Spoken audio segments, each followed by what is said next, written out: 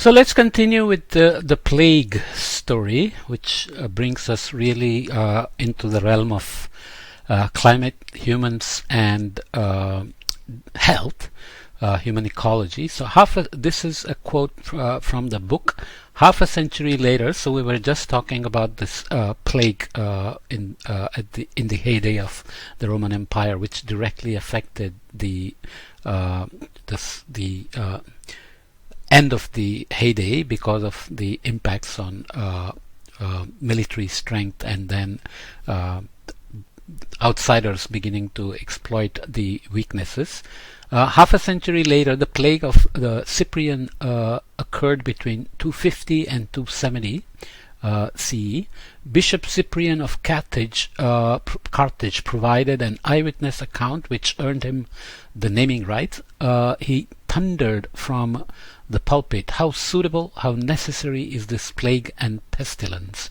The just are called to refreshment, the unjust are carried off to torture." The disease resembled the Antonine plague and may have been either smallpox or measles.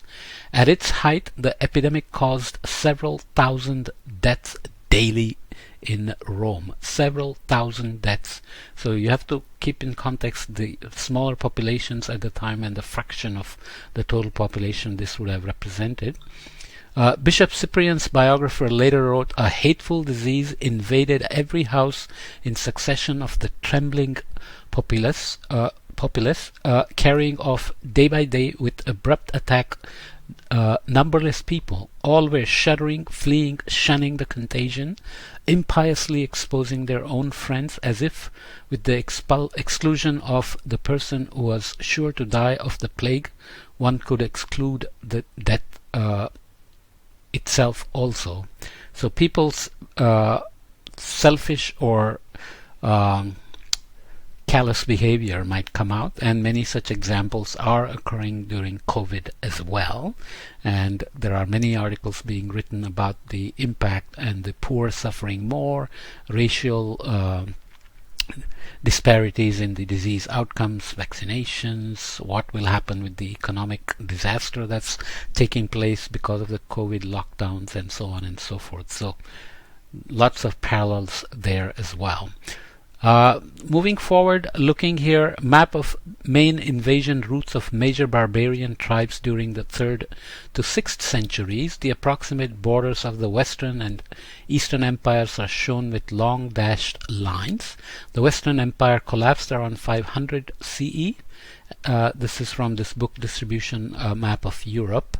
Sorry, it's from the Wikimedia, but that's the original article. And you can see how the Western Empire began to have serious issues in maintaining their hold on the populations they were governing.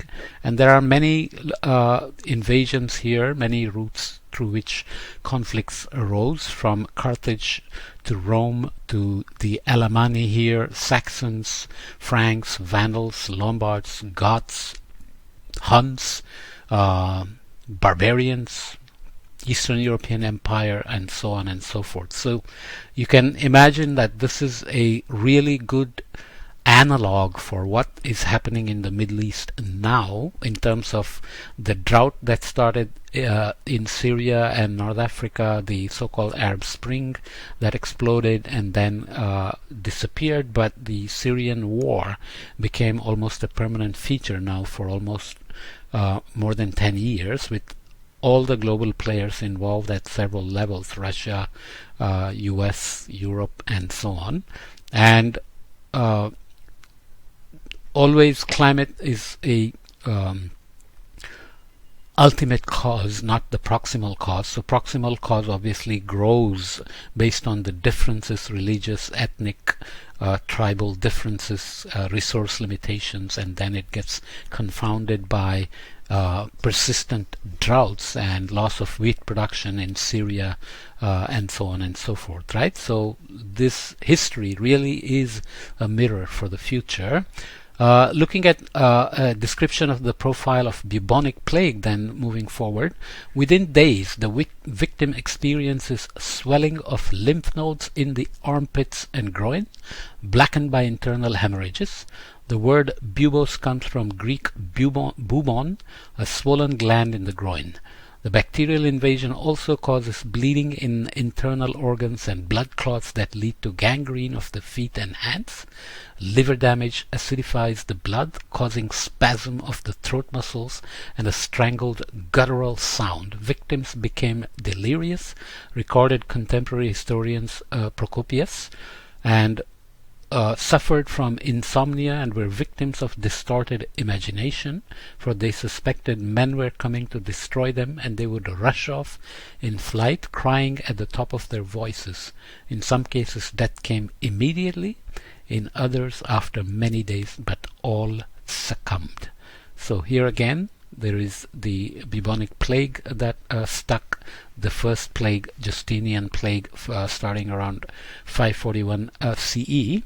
And the origin of the bubonic plague was debated and still continues to be debated. The original hypothesis was that maybe it came from India or China via the Silk Route. So the northern Silk Road and southern spice trade routes, the sea routes around the Horn of Arabia and the Indian subcontinent, were Axum's specialty for nearly a millennium. So there is Axum there.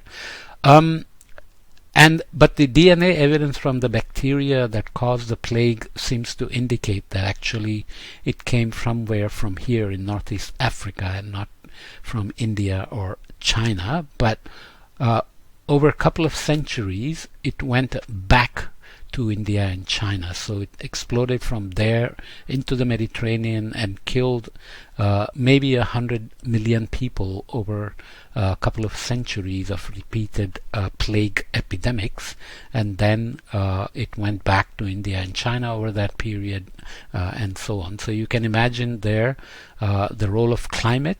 You can see that here. Fluctuations in annual temperature in Western Europe and Scandinavia during 450 to 650 Common Era, based on tree ring data from 7 regional sites. We haven't talked about tree rings here, but they record temperature and precipitation signals as the trees grow each year and create bands that vary in depth, in thickness based on climatic factors. The graph shows unusual cooling during 536 to 545 Common Era. Temperature data have been detrended over 200-year period to display only the short-term variations in temperature. But the main story I would take out of this is Constantinople. Plague of Justinian begins in 540 CE, which at least in a circumstantial way relates to this big climate change impact, which would have changed food production, mice looking for food, contact between mice and humans, and fleas looking for new hosts, finding humans to be agreeable, and then transferring the disease. Okay, so this is one good example of how trade, technology, food production, and so on, combined with climate signal, led to epidemics that created massive loss of life and mortality. Okay, so let's leave this here and then come back to Mayas in the next podcast. Again, Mayas, not so much a health story, but still agricultural production, nutrition, which would relate to health outcomes. And if civilizations go extinct, then obviously all these combination of factors come into play. So health is always part of that human ecology, and not always do we have epidemics or evidences of mass mortalities, but slow demise related to food production, food availability, nutrition, and so on always come back to health. Okay.